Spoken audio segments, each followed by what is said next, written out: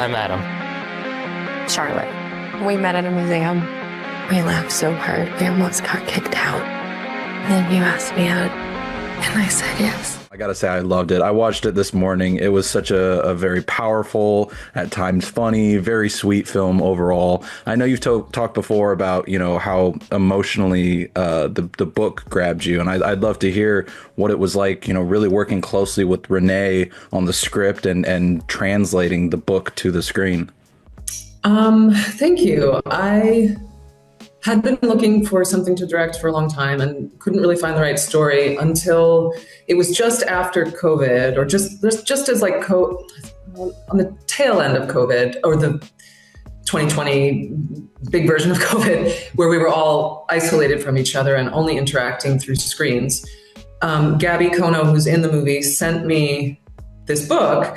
And what struck me at that moment was that this was a love story about trying to connect with another human being on a deeper level than just through a dating app or a love at first sight kind of situation. And that it's a meditation on the idea that we should be so lucky to create a lifetime of memories with somebody else. And in the time since we set out to make the film, it's only gotten deeper and more meaningful for me and feels even more relevant and necessary. Like, it's a very hopeful film.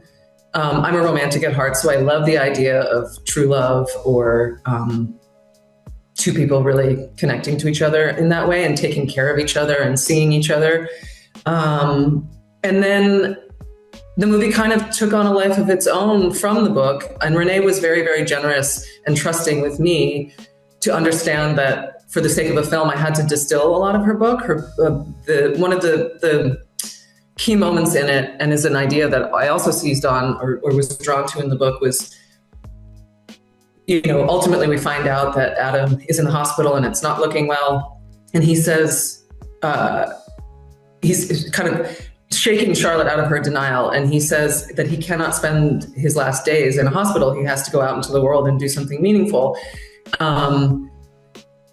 So in a lot of ways, it's about the fragility of life and that the time that we have on this earth is precious. And so in the book, they go out all over the world. And I had to pick one location I wanted to, so that we could spend some time with the two characters and just land with them and let them be together. I lost my train of thought, but it was a process, because a lot of times there are things in novels that just don't fit into a film. But Renée was very trusting of me, and I walked her through all of the choices that I wanted to make. Well, I think that choice in particular is really great, because it brings that full circle sailing story to life so well and so meaningful. So I do think that was a good choice. So what would you then say was one of the tougher things that you maybe had to distill or cut from the book that you really, fought hard to maybe try and keep in? Actually, I was really excited by the challenge of being a director and those tough decisions. And I think that you're always, in making a film, going to be dealing with the amount of time you have to film and budget constraints, and then also like things that pop up unexpectedly. And I love having to find a creative solution around things. And one of those, I won't give it away, but there's a major shift in the script, a change that I made that is a departure from the book, that I thought of literally 3 weeks before we started shooting. And it was because I needed to simplify what we were filming, but it actually ended up being, I think, what makes the movie. And it seizes on this idea, which was also something that I loved when I first read it. So again, it's true to the spirit of Renée's book. Mm-hmm.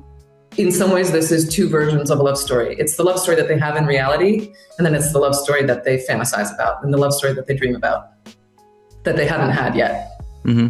No, I love those conversations that they have throughout the film together. It really is, like you say, it touches on that romanticism, that hopeless romanticism so well, but it's truly a beautiful thing throughout the film. So talking about these two people then, obviously you had just worked with Isabelle on Orphan First Kill, but I'd love to hear, why you thought she was perfect for Charlotte and why you thought Mena was perfect for Adam. Okay, so Isabelle, what a force. I was in the process of adapting the script for which you were here while we were filming Orphan, and it was during COVID, like as restrictions were lightening up a little bit, like we could go back into work, but we were still all wearing masks. The city we were filming in was on lockdown, so there wasn't much socializing. So all my downtime I was focused on Wish You Were Here. And sorry to that director. No. But Isabelle, I watched her. I was playing her mom, but she was 23 and she was playing an 11-year-old. And I remember watching her every day going, oh my God, this girl is such a good actress. This is so convincing. And she was a workhorse. When you're the lead in a film and you have to go to work every day, start to finish, and be in every scene, and with something like Wish You Were Here, pour your heart and soul into it. I saw her, it takes a lot of stamina. And I saw on the set of Orphan that she had so much stamina and dedication that I thought she would be perfect for this part. And I'm so lucky that she responded to it. And then Mena, I didn't know him personally, but I had seen him in Aladdin, and I knew he has a TV show also. And actually his TV show is not scripted. And so you kind of get a sense of his personality, maybe more than just his acting ability. But I could see like, this is a kind soul. I mean, that sounds so stupid, but there was something, he was just very magnetic, and I could see him in this role. And I was right. I think they're both perfect for it. And I love that I've seen interviews of his, and he does seem, like you say, a kind soul. So I love that proved to be as true as it seems. I see I'm coming close to time. So I did also want to ask really quickly. I was a huge fan of Lumen when she was in Dexter. And I mean, obviously she left, she kind of had her piece at the end, but so many of us want her back, and we've got so many sequel shows to that in the works now. Have you ever thought about coming back to that world, or do you think that Lumen's chapter is pretty much closed? Thank you. I mean, I loved working on that show. I feel like her chapter kind of closed at the end because she went back into the light, and so any reboot of Dexter, I don't know how she would descend into darkness again, but I do appreciate it. Absolutely. And so then for my very final question, I actually really liked your remake of The Omen. I thought it was very underrated. And obviously we just had the first Omen, and I'm curious, did you ever get the chance to watch that one? Or did you not get the chance because you were busy? The original Omen? No, the new one, the first Omen, the prequel that just came out last year.